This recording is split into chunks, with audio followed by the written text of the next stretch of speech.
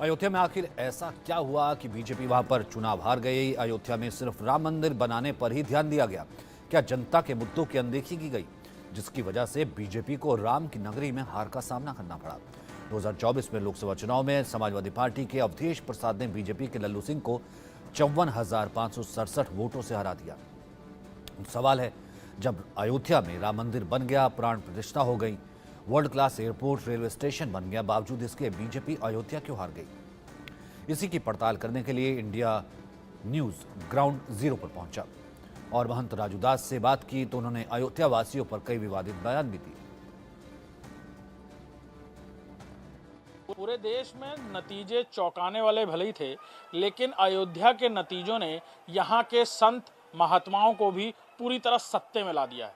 हमारे साथ बातचीत करने के लिए महंत राजू दास हैं, हनुमानगढ़ी मंदिर के महंत हैं, बहुत अच्छी जानकारी रखते हैं, राजनीतिक भी, और उनसे बात करें क्योंकि हमने चुनाव से पहले भी उनसे बात की तो उन्होंने कहा था बिल्कुल कोई शक नहीं, यहाँ कोई राजनीतिक समीकरण नहीं चल सकते क्योंकि ये प्रभु श्री राम की नगरी है, यहाँ सिर्फ भगवान श्री राम चलते हैं। क्या हुआ महाराज जी? पहले तो मैं जनादेश का सम्मान करता हूँ और आभार व्यक्त करता हूँ जिन्होंने सनातन की बात किया, संस्कृति की बात किया, हिंदू की बात किया, हिंदुत्व की बात किया, सबका साथ, सबका विकास, सबके विश्वास के साथ पूरे देश को एक सूत्र में पिरोने का काम किया देश के यशस्वी प्रधानमंत्री मोदी जी। मैं उनको खूब खूब बधाई देता हूँ।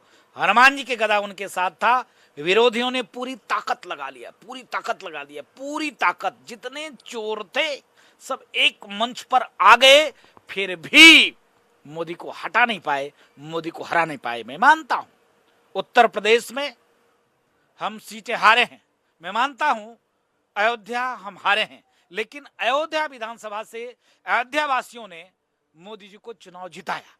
पास में रुदौली है, वहां से चुनाव हारे, पास में मिल्कीपुर है, वहां से चुनाव हारे, पास में बीकापुर है, वहां से चुनाव हारे, पास में दरियाबाद है, वहां से चुनाव हारे, लेकिन अयोध्या वासियों ने चुनाव जिताया है।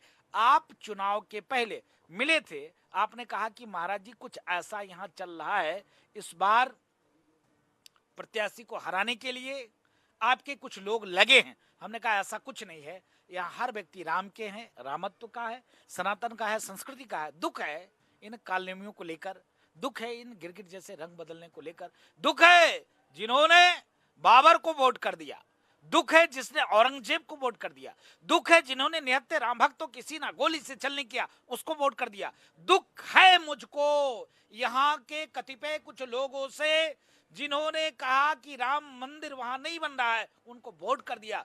दुख है मुझको, हम साधु हैं, पीड़ा है हमको, बीजेपी के प्रवक्ता नहीं है, सनातन के लिए, संस्कृति के लिए, हिंदू के लिए, हिंदुत्व के लिए रोज लड़ते हैं, मरते हैं, झगड़ते हैं। आपने कहा कि राजू दास जी राजनीति में भी कुछ जानकारी रखते हैं, हस्तक्षेप रखते हैं, इसलिए साधु को रखना पड़ता है।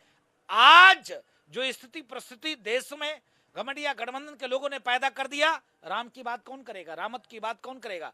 राम मंदिर के अलावा मैंने एक नारा दिया था, अयोध्या तो झांकी है, मथुरा काशी बाकी है। मुझको मथुरा का भी मंदिर चाहिए, मुझको काशी का भी मंदिर चाहिए। अब नहीं 3, अब लेंगे 30,000। पूरे हिंदुस्तान में नहीं बचेगा एक भी आक्रामणकारी का कोई भी मजार। मैं तो ये भी कहता हूं, जो जमीनें हमने धन्नीपुर में दिया था मस्जिद को निर्माण के लिए, अब उसको भी बनने नहीं देंगे, उसको भी रोक लगेगा।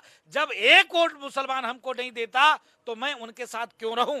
मैं निवेदन करता हूं, मुझको विश्वास नहीं था उत्तर प्रदेश में अयोध्या जैसे सीट पर और यहां पर कालनेमी चुनाव जीत जाए, यहां पर राम भक्तों की हत्यारे चुनाव जीत जाए, राम को काल्पनिक कहने वाले चुनाव जीत जाए, बाबरी मस्जिद बनवाने वाले चुनाव जीत जाए।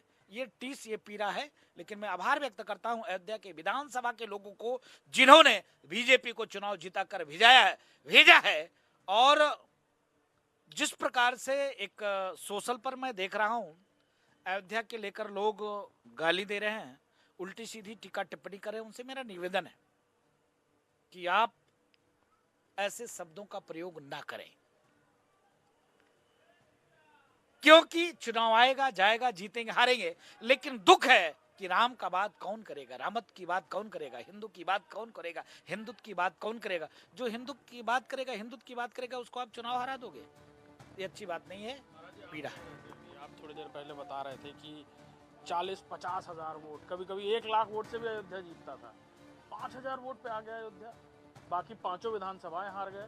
कौन कारण लगता है, वजह क्या लगती है आपको? आप लोग बहुत जमीनी स्तर पर लोगों से मिलते हैं, यहाँ पर हर तरीके का व्यक्ति आपके पास आकर बात भी करता होगा, राजनीतिक गैर राजनीतिक। इतनी पीड़ा थी लोगों के अंदर, राम मंदिर बनने से पीड़ा थी क्या? नहीं, राम मंदिर बनने से किसी को पीड़ा नहीं थी। राम मंदिर बनने से लोगों लोग कह रहे हैं कि लोगों की जमीनें गई। सुन लीजिए 32,000 करोड़ रुपया का बजट देना, 38,000 करोड़ रुपया का बजट देना, एयरपोर्ट, रेलवे स्टेशन, बस अड्डा, अयोध्या सौंदर्यीकरण, अयोध्या चौड़ीकरण, ये कोई विषय नहीं था। सिर्फ विषय ये था कि यहाँ के अधिकारियों ने हरा दिया।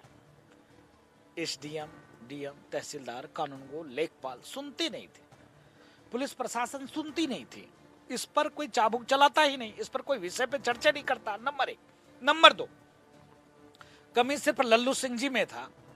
लल्लू सिंह जी ने कार्यकर्ताओं से संवाद ही नहीं किया। आए राजू दास से मिलिए, राजू दास बोर्ड कन्वर्ट नहीं कराएंगे, कन्वर्ट कराएगा बूथ अध्यक्ष, मंडल अध्यक्ष, जो हमारे साथ कोई लाभ नहीं लेते हैं। ऐसे कार्यकर्ता जो हमारे पुराने कार्यकर्ता थे, कभी आपने बातचीत ही नहीं किया, उनसे संवाद ही नहीं किया, उनकी पीड़ा को आपने समझा ही नहीं।